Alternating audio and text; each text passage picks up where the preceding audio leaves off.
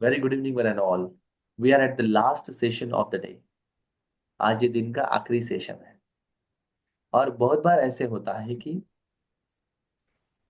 कहीं हम अगर speech deliver करने चाहें, राइट, स्पीच डिलीवर करने के लिए चाहें, तो हाउ टू डिलीवर अ स्पीच, ऐसा एक टॉपिक लिखो, कंटेंट हेडिंग डालो वहां पर, नोटबुक के ऊपर, हाउ टू डिलीवर अ स्पीच। छोटा सा शॉर्ट एक्सप्लेनेशन प्रोसेस है, समझ लो। और लगा तो आप लिख भी सकते हैं बाद में।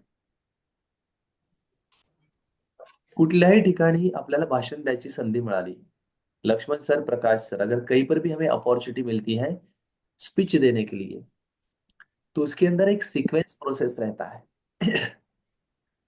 जिसको मेंटेन करेंगे तो आपका स्पीच क्वालिटेटिव लेवल पे जाएगा।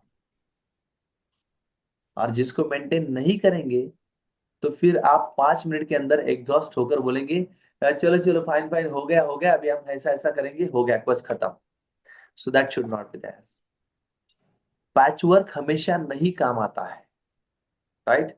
Constructive way with the full of preparation. आपको बताऊं, अमिताभ बच्चन जी तकरीबन 43-45 ईयर से फिल्म इंडस्ट्री के अंदर है। लेकिन अगर कोई डायलॉग अगर दूसरे दिन बोलना है ना, उसका रिसाइटेशन करते हैं, उसको प्रिपेयर करते हैं, उसको इमेजिन करके घर पे देख करके देखते हैं, और फिर वो जाते हैं दूसरे दिन। लता मंगेशकर जी सिंगल ऐसी सिंगर थी दुनिया के अंदर कि जिसका रीटेक नहीं होता था। रीटेक ही नहीं होता था, एक बार गाना दे दिया, उसको म्यूजिक बोल दिया, हो गया, शुरू, record, close down. Single singer in the world. दुनिया के अंदर कोई सिंगर ऐसा नहीं कि जिसका रीटेक नहीं होता है। हाँ, यहाँ पे ऊपर चढ़ा हो गया, चलो फिर से रिकॉर्ड करो, चलो फिर से रिकॉर्ड करो, और फिर उसका एडिटिंग प्रोसेस बनता है।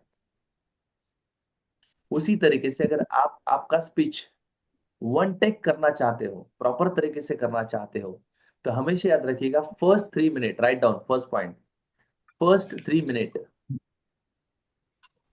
engage the audience, engage the audience and connect them with your topics. Engage the audience and connect them with your topic. सबसे पहला पॉइंट, लोगों को एंगेज करो और खुद के टॉपिक से, आपके टॉपिक से कनेक्ट करो,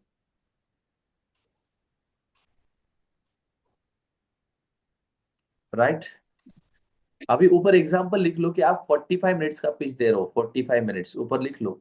सपोज आप 45 मिनट्स पिच देने वाले हो कहीं पर, तो उसमें से पहले 3 मिनट इसलिए दो कि लोग आपसे एंगेज होने चाहिए, सब्जेक्ट से कनेक्ट होने चाहिए।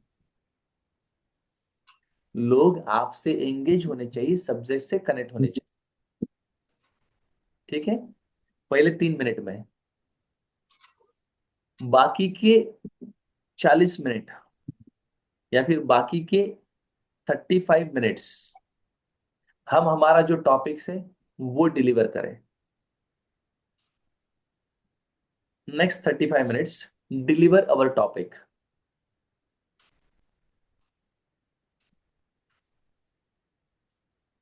Right. Deliver our topic with the full of engagements, with the full of engagements। अभी एंगेजमेंट कैसे देंगे, उसके अंदर लिखो ए पॉइंट, ए, ask them some questions, ask them some questions। Number 2,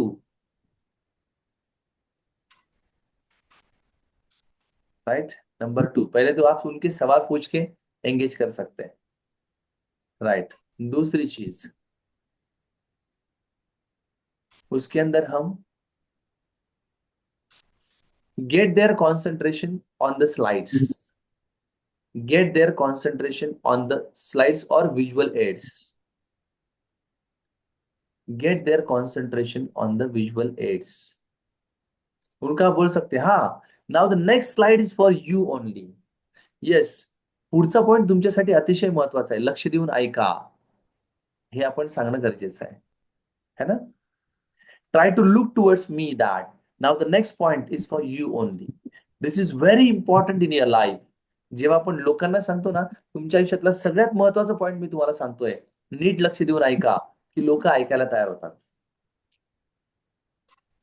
त्यांना मध्येच प्रश्न विचारला बघा, नरेंद्र मोदी काय करतात, नेहमी प्रश्न विचारतात मधून मधून, राइट? आपको अच्छी सड़कें चाहिए कि नहीं चाहिए? बोलो भाई और बहनों, आपको अच्छी सड़कें चाहिए या नहीं चाहिए? तर सगळे लोक म्हणतात, हा चाहिए. आपको भ्रष्टाचार मुक्त शासन चाहिए या नहीं चाहिए? हाँ चाहिए. क्या आपके बच्चों को अच्छी शिक्षा मिले ऐसे आप नहीं चाहते हैं क्या?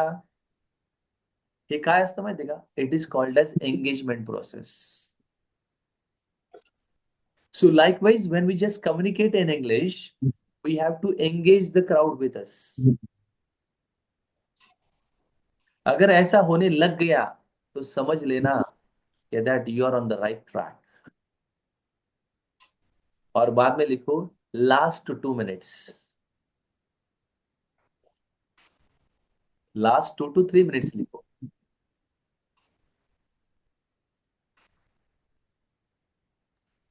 right? Give them some action plan. Give them some action plan.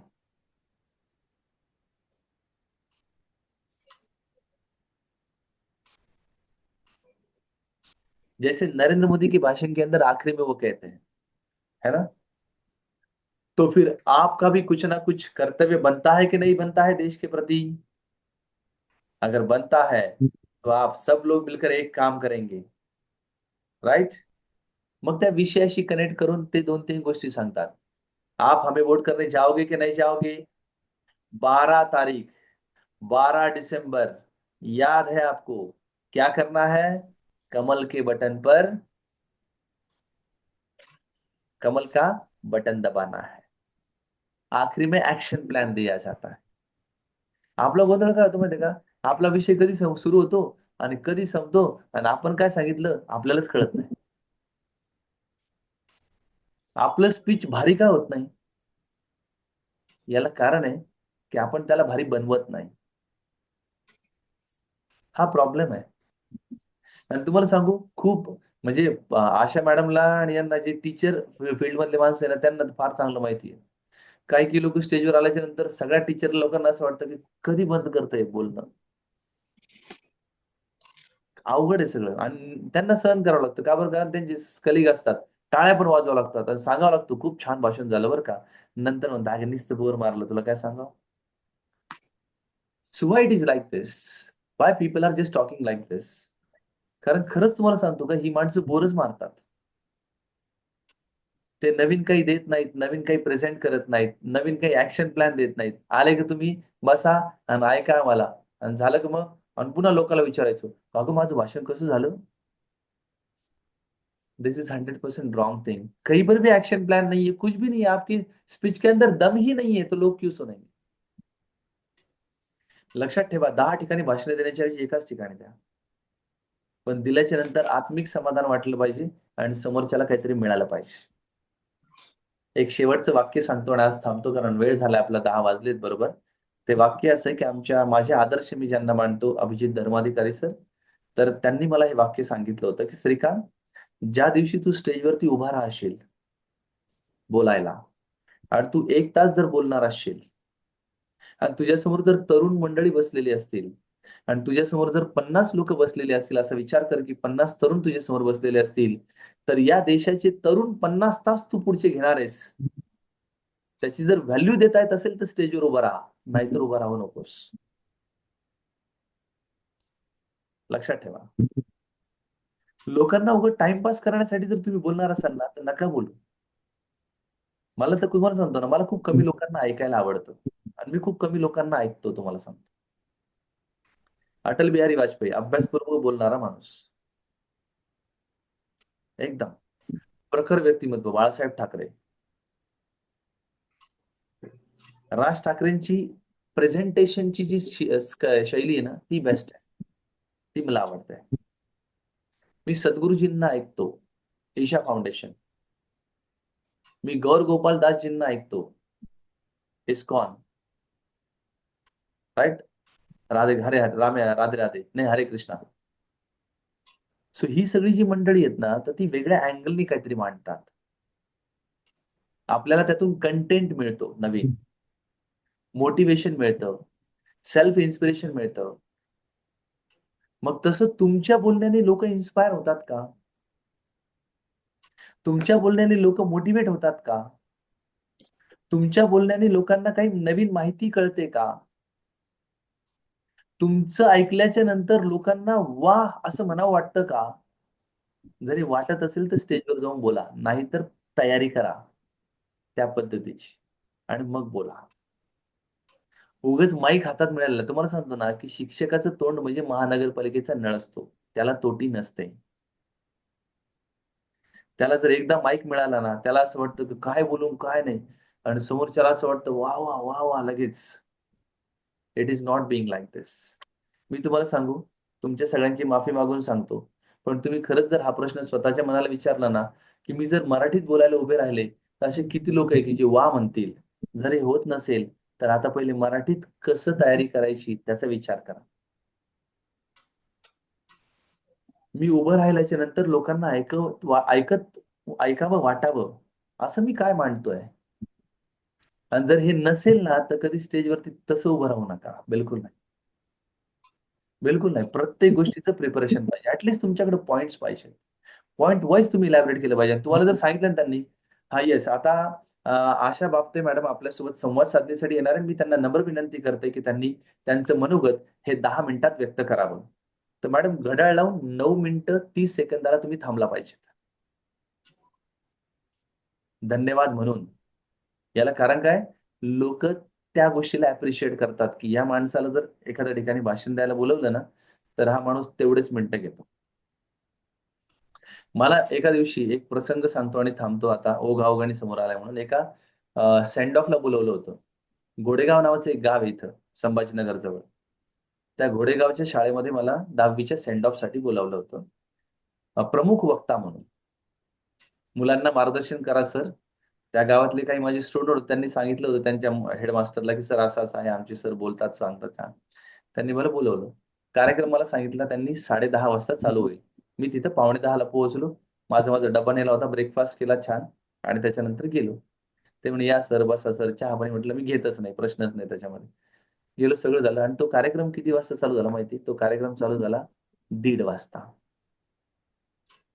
10:30 वाजेचा programme 1:30 वाजता चालू झाला आणि तिथं प्रमुख पाहुणे म्हणून त्या टेबलाच्या अलीकडं 21 जण होते. माझ्यासारखेच असे बोलवलेले 21 जण होते त्याच्यामध्ये. त्याच्यानंतर त्या कार्यक्रमाला सुरुवात झाली, सगळं झालं आणि एक जण मग तो सरपंच, मग हा गावाचा ग्रामपंचायत सदस्य, मग असं, मग तसं सगळं झालं आणि त्याच्यानंतर 2:30 पावणे 3 झाले तुम्हाला सांगतो त्या फेजमध्ये.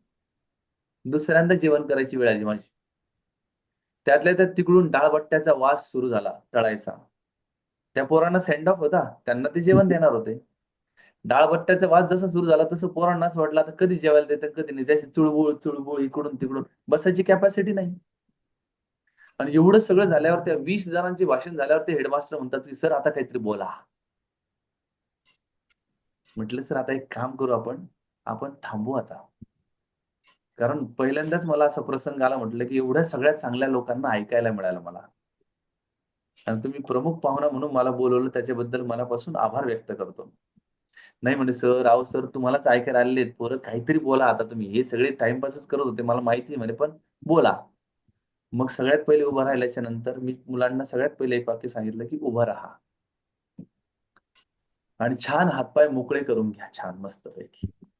ताणून घ्या व्यवस्थित सगळ्या गोष्टी आणि मी तुमचे जास्त वेळ घेणार नाही. मोजून 8 मिनिटं घेणार आहे. देणार आहात?" त्यांना वाटलं बरं आहे 10-15 मिनिटांनी निदान 8 मिनिटात तर कार्यक्रम उरकेल सगळ्याच्या.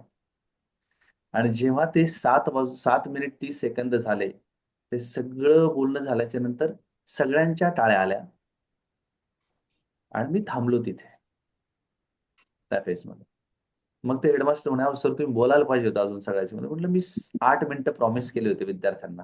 त्याच्या पलीकडे मी नव्हतं बोलणार. आता तुम्हाला जर असं वाटलं सर, इथून पुढच्या फेजमध्ये जर मला बोलवायचं असेल, तर मी तुम्हाला रिक्वेस्ट करेल की माझ्यासाठी 40 मिनिटं ठेवा आणि एवढे प्रमुख पाहुणे बोलवू नका. कारण जर सगळेच प्रमुख अतिथी म्हटले तर मग मुख्य वक्त्याला वेळ कधी मिळणार त्या सगळ्याच्या. आणि लिटरली तुम्हाला सांगतो ना, काहीही अनुभव येतात त्या ठिकाणी बोलवतात ना. आतापर्यंत माझे 350 प्लस कार्यक्रम झालेत आता. पण प्रत्येक वेळेस वेगळा काहीतरी अनुभव असतो. म्हणजे आम्ही टार्गेट ठेवून एका एका वर्षात 3-3 हजार विद्यार्थ्यांपर्यंत पोहोचतो. याला कारण काय? त्यांच्यापर्यंत अवेअरनेस पोहोचावा इंग्रजीचा म्हणून त्या पद्धतीने. But it is necessary that तुमचं स्पीच, तुमचं कम्युनिकेशन या लेव्हलचं पाहिजे, की लोगों ने बोलना चाहिए वाह! Either it would be in Hindi, Marathi और इंग्लिश. तीनों लैंग्वेज के, ठीक है? Let it be fine that. Now will stop here. Thank you for being with me. कल और कुछ नया सीखेंगे और आगे जाएंगे. Now will stop here. Bye bye. Have a nice time. Good Knight. Thank you, Good sir. night, sir. Good Knight Thank you, everybody. sir. Good Knight. Good Good night. Knight. चलो good Knight.